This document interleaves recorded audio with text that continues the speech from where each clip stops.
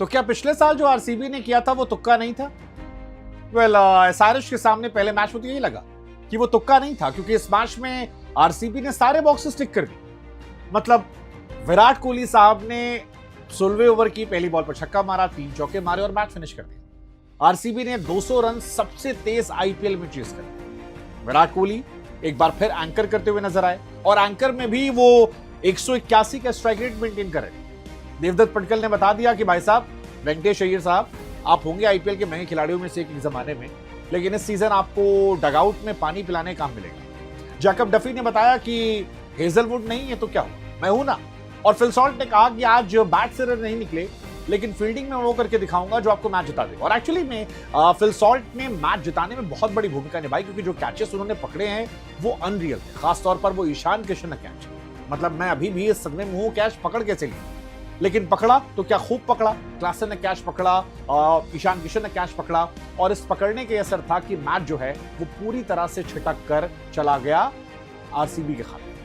RCB आज खुश है क्योंकि कप्तान पाटीदार जो पिछले सीजन में स्ट्रगल कर रहे थे, जिनके फॉर्म को लेकर बहुत सारे डाउट हो रहे थे, आज 12 गेंदों पर 31 रन ठोकते हैं। इस पारी में टिम डेविड का भी फिनिशिंग नॉक नजर आता है। कुल मिलाकर आरसीबी, जिसकी बैटिंग लाइनअप को लेकर बहुत सारे क्वेश्चन हो रहे थे कि यार रजत पाटीदार क्या फॉर्म में होंगे, टिम डेविड के बल्ले से क्या रन आएंगे, फिल सॉल्ट क्या उतने एक्टिव होंगे जितने पिछले साल थे, विराट जो टी20 से रिटायर हो चुके हैं। आरसीबी ने कहा सुनो, हम चैंपियन टीम है, पिछले साल जीत कर आए थे, इस साल टॉप 4 में तो हम जाते हुए दिख रहे हैं, और हेजलवुड के आने के बाद ये टीम आपको टॉप 4 में जाती हुई दिख रही है।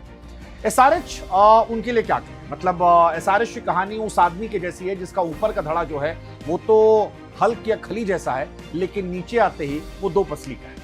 गेंदबाजी है ही नहीं भाई साहब। और वो जो मीम बनता है कि ये वो टीम है जो 250 भी बना सकती है और 250 उसके बाद पिटवा भी सकती है। इस सीजन 250 बनाएंगे ये भी थोड़ा डाउटफुल है, क्योंकि अभिषेक शर्मा की जो फॉर्म है मुझे थोड़ा कंसर्न उनके लिए लग रहा है, क्योंकि वो टच नजर नहीं आ रहा, वो हाफ हार्टेड शॉट, वो आधी अधूरी चीजें दिखाई पड़ी है। क्या ये वही ट्रेविस हेड है जिन्हें हम जानते थे? क्योंकि वर्ल्ड कप में भी उन्होंने कुछ खास नहीं किया था और वर्ल्ड कप की फॉर्म रेप्लिकेट हो रही है। आप ईशान किशन की बैटिंग देखिए, ईशान किशन जिस फॉर्म में पिछले सीजन में थे उसी फॉर्म में इस साल भी खेल रहे थे, लेकिन आपको वो हेड या अभिषेक शर्मा में नजर नहीं आ रहा।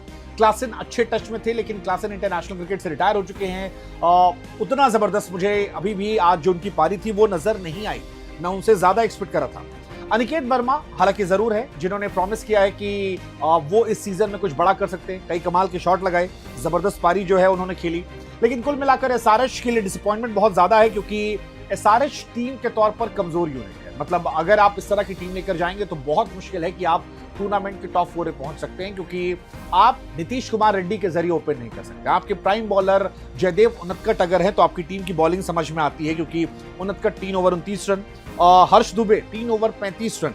अगर आप ईशान मलिंगा की बात करेंगे, आपका फॉरेन बॉलर 2 ओवर में 35 रन पिटता। और रजत पाटीदार ने सच कहें तो मजाक में उनकी पिटाई की, जिस तरह से पिटाई की है वो एक ऑर्डिनरी बॉलर लग रहे थे, ऐसा लग रहा था कि एक क्लब के बॉलर की पिटाई हो रही है, क्योंकि उनकी वाइड बॉल बचाने के लिए ईशान किशन ने रिव्यू ले लिया था, जो अपने आप में दर्शाता है कि ये टीम जो है वो कितनी ज्यादा कमजोर हो चुकी है। एंड सेम कहानी जो है वो आपके पर्पल पटेल की है। एक जमाने में आरसीबी से खेलते थे, लेकिन आज विराट कोहली साहब ने मार के धुआं कर दिया, और लास्ट ओवर में जो पड़े उनको 17 रन चाहिए थे, पहली बॉल पर छक्का, दूसरी पे चौका, फिर चौका, फिर चौका, फिर चौका, और 69 रन विराट कोहली के, जिसमें 5 छक्के 5 चौके। और ये बताया कि हर्षल पटेल को हम खेलना चाहते हैं, और हर्षल पटेल का जो पीक था वो पीक फिलहाल खत्म हो चुका है। आईपीएल की हिस्ट्री की बात की जाए तो जो हाईएस्ट टोटल है आज उसमें एक बड़ा इजाफा देखने को मिला। 300 नंबर पर चेस करते वक्त आरसीबी का रहा।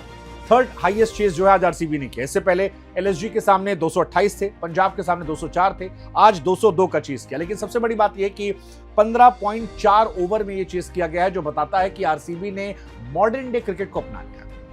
सबसे अच्छी बात यह है कि आरसीबी के लिए कि उनके पास बैकअप देखिए, अभी हेजलवुड आना बाकी है, और जब हेजलवुड आएंगे तो आप इमेजिन कर सकते हैं कि टीम कितनी ज्यादा खतरनाक हो सकती है। मतलब Hazlewood actually he is some different beast.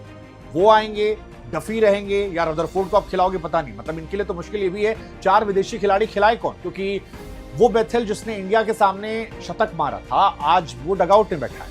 Romario shepherd अगर ये खेलते हैं तो वो कहां जाएंगे?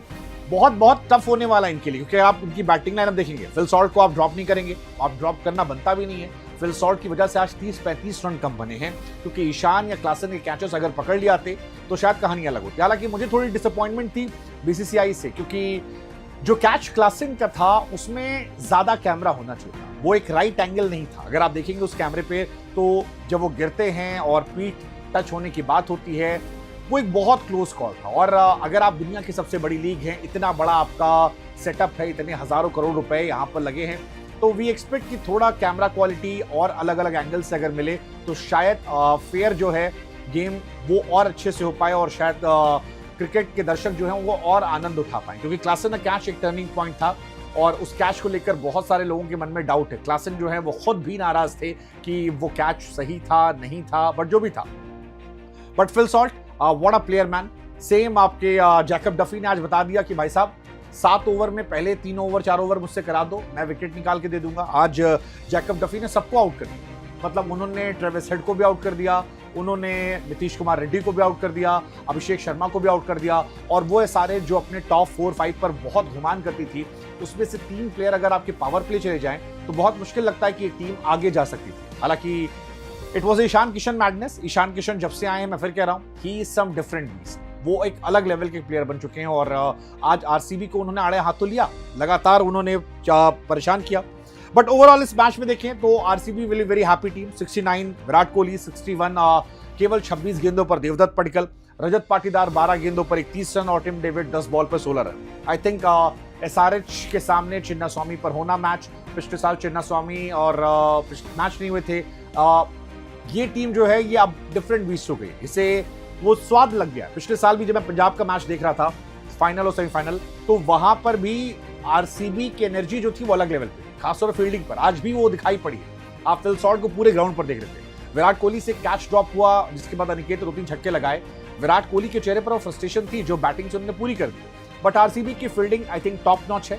उनकी बॉलिंग जो है फिलहाल बहुत अच्छी हो गई है और एक और जॉस हेजलवुड का वैल्यू एडिशन जब होगा तो शायद ये टीम और बहुत खतरनाक टीम बन जाएगी जो बाकी सारी टीमों को परेशान कर सकती है। बाकी एसआरएच के पॉइंट ऑफ व्यू से आई थिंक ईशान किशन की फ्रस्ट्रेशन समझ में आती है, क्योंकि अगर आप इतनी अच्छी पारी खेल के आते हैं जहां पर आप 38 गेंदों पर 80 रन मारते हैं और एक जबरदस्त पारी पर एक जबरदस्त कैच पर आप आउट होते हैं, तो आप डिसअपॉइंट हो सकते हैं। लेकिन इस तरह की बॉलिंग लाइनअप लेने के बाद आप हारेंगे तो और नहीं क्या होगा। मतलब समझ ही नहीं आ रहा था कि आपका बॉलर कौन है और क्या सोचकर ये टीम की बॉलिंग बनाई गई है। मतलब मैं पर्सनली इस आईपीएल 2026 में सबसे गंदी बॉलिंग लाइनअप अगर किसी की है तो वो एसआरएच की। आपके पास ना इंटरनेशनल बॉलर अच्छे हैं, ना आपके पास डोमेस्टिक बॉलर अच्छे हैं। आपके पास इंडियन बॉलर भी जो हैं या तो वो बहुत यंग हैं या फिर इनमें वो बॉलर हैं जिनका पीक जो है वो खत्म हो चुका है। और ऐसे में बहुत बहुत बहुत मुश्किल हो जाता है कि ये टीम जो है